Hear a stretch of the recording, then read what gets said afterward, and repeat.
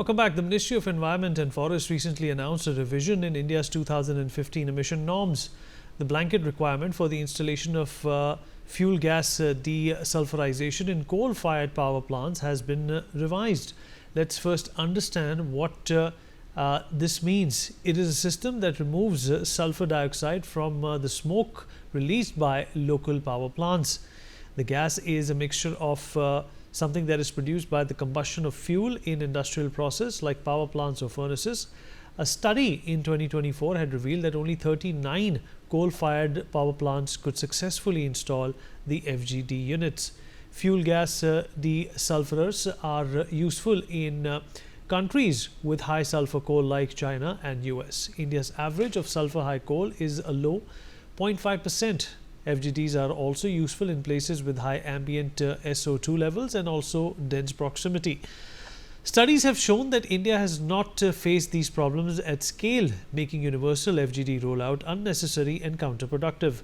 There are several arguments that have been raised against the FGDs. Number one being that the fact that installing them is a highly expensive affair. 1 megawatt of FGD costs rupees 1.4 crores.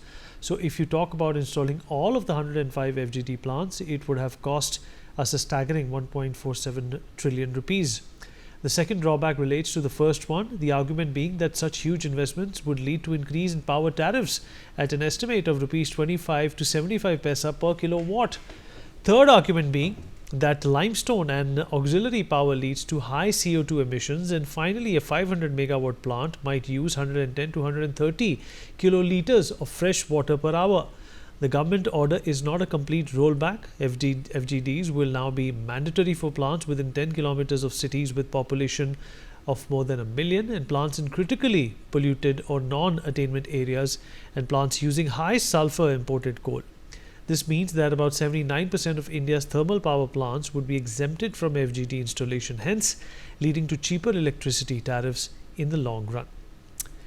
All right, Mr. R.N. Bhaskar, senior business journalist, is joining us to talk more about this. Mr. Bhaskar, appreciate you taking out the time and speaking to us. So what do you make of the government order to not make installation of FGDs mandatory?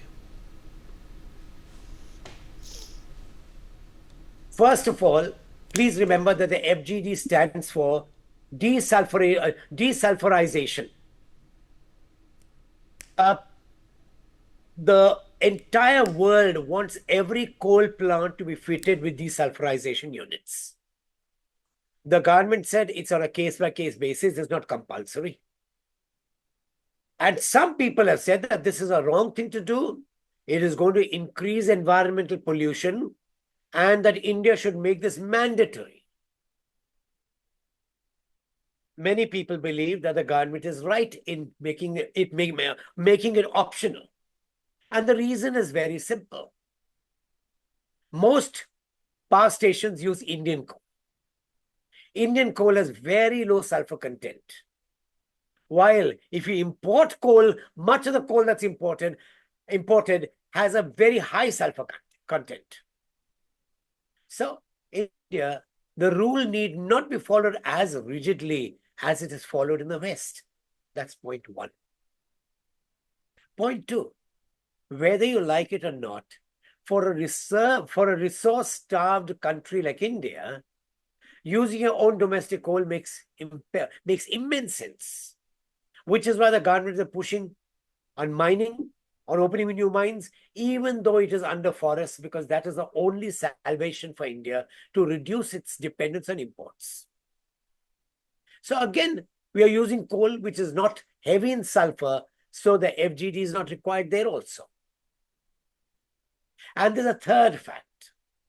And the third fact is very simple, that if you look at the research work done by IIT Delhi, by CSIR, and by NERI, N-E-E-R-I, all the three tests have confirmed that the emissions of sulfur by plants using Indian coal is just marginal. It does not violate any safety norms. That's the third reason. There's a fourth reason. And the fourth reason is that if I had to put in a desulfurization plant or the facility, it would cost me a minimum of 2.5 crores and a 45-day maintenance of each boiler each year. It would mean that much a downtime. And that is why many Indian entrepreneurs have been saying that this FGD should not be made applicable as a mandatory requirement in India.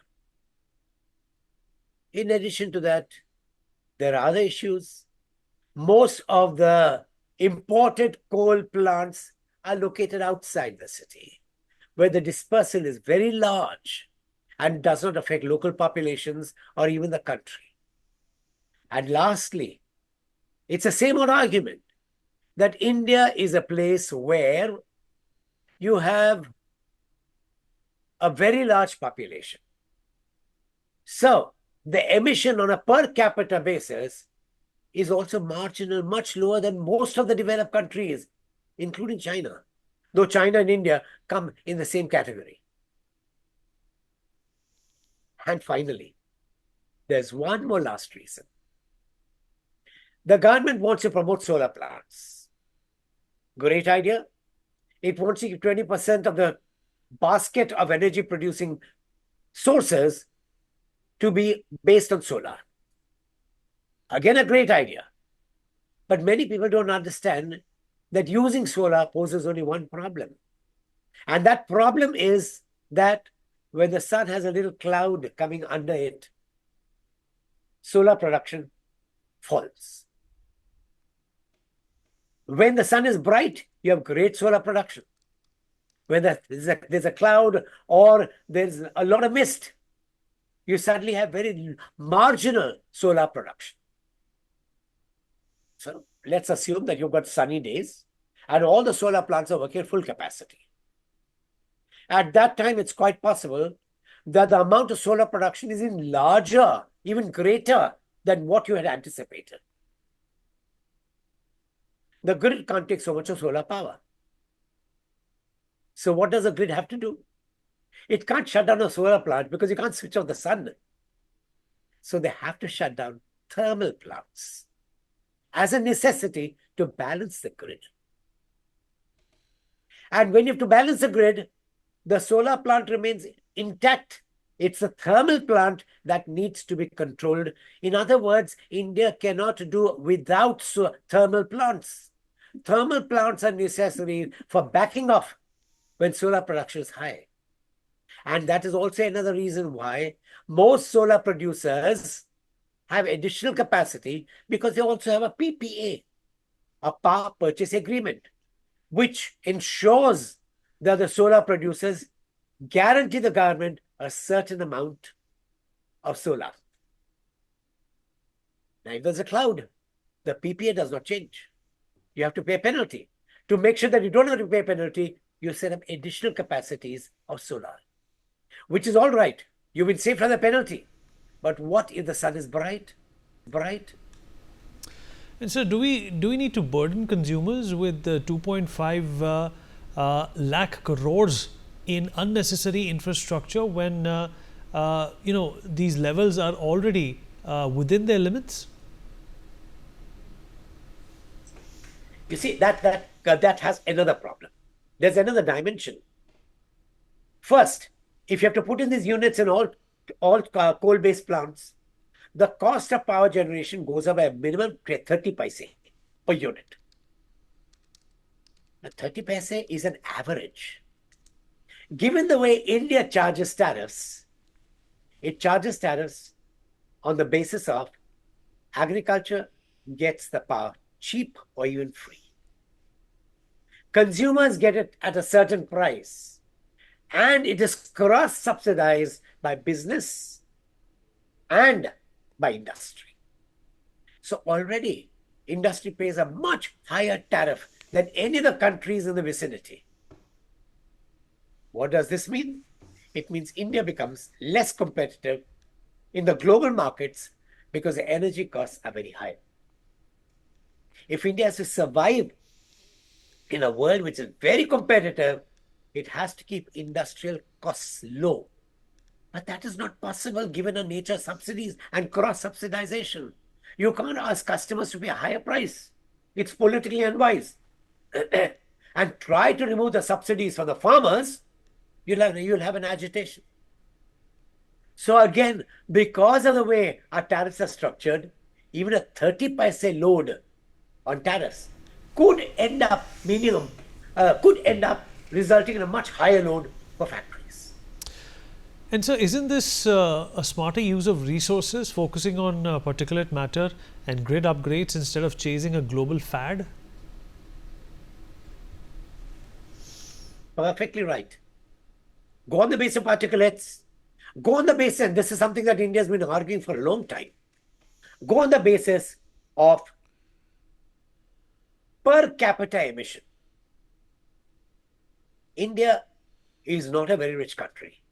The richer countries have done whatever they want to pollute the world, and now want the burden to be borne by developing countries and underdeveloped countries. That's not fair. Give them a chance to breathe. And so, how is this different from the Chinese and American playbooks? They've all moved away from blanket FGD mandates, haven't they now?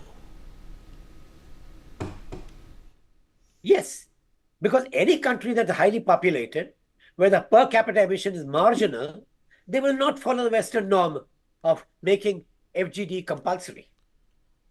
For two reasons. One, the economies can't afford this additional cost. And the second reason is that on an average, we are producing less emissions than the West is even today. And so, if FGD retrofits, raise emissions, are we not choosing the lesser evil here by avoiding them where they are not needed? Exactly. And that is the government very wisely said, no, it will not be compulsory. Let industry decide where it is needed and where it's not needed, and look at the particulate level. When you look at the particulate levels, they're comfortable. As I pointed out, three of the most prestigious organizations, NERI, IIT Delhi, and CSIR, have all certified that there is no reason, there's no appreciable difference in the rise of sulfur particulates. And so, is this not a good example of India taking sovereign control of environmental policy instead of blindly following Western rules? Absolutely. In fact, the West has been trying to control the growth of developing countries by introducing such rules. And such rules are unfair. It's unfair to treat the cattle in America as on the same platform as the cattle in India. The cattle in America is not environmentally sustainable. While the cattle in India, we use the cattle for milk, not for meat. And when it goes to meat, it prevents the environment from being polluted. Even the bones they use. So cattle in India is more environmentally suitable and sustainable than cattle in America. You can't put them on the same pedestal. The same thing with power generation. So, do you think that this will eventually lead to electricity costs reducing, and what will be the long-term impact of these transformations? I don't see electricity costs reducing, but I can see electricity costs not going up. Two factors. One, when you don't put FGDs, you save 30 paise per unit. Two, when you allow power generation the way it is being planned now, solar will bring down the costs, the average cost of thermal power. So, with the solar production and the thermal production, you'll average it out. And what has to be done at such times is more effective grid management. The better grid management, the greater is the possibility of everyone benefiting. Sir, appreciate you joining us. Thank you so much for that clarity.